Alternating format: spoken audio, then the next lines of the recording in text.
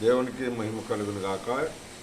ఈ 12వ తారీఖు ఉదయకాల సమయంలో ప్రభువైన యేసుక్రీస్తు వారి నామములో మీ అందరికీ శుభాభివందనాలు తెలియపరుస్తున్నాం.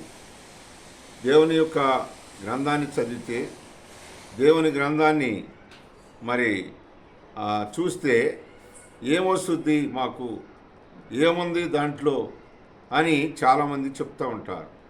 కనుకనే సృష్టికర్త అయిన దేవుడు నువ్వు ఇలాంటివి అడుగుతావన్న సంగతి దేవునికి నీకంటే నాకంటే ముందు ఆయనకి తెలుసు.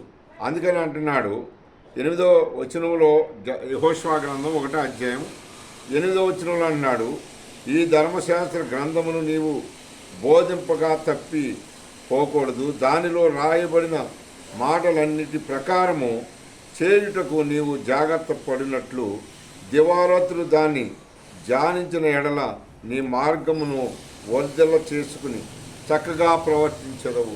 చూడండి, దేవుని యొక్క పిల్లలమైన మనం నువ్వు చక్కని మార్గంలో నడవాలంటే నీకు బోధించేవాడు ఉన్నాడు. ఈ వాక్యం నిన్ను నడిపిస్తుంది. ఈ వాక్యం సత్యం.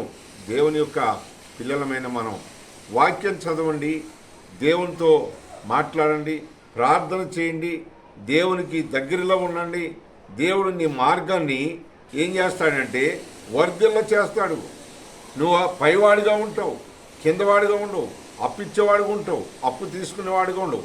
కనుకనే దేవుని యొక్క వాక్యాన్ని నిర్లక్ష్య పెడితే, దేవుని వాక్యాన్ని నువ్వు అలక్ష్యం చేస్తే దేవుడు కూడా నిన్ను నిర్లక్ష్య పెడతాడు.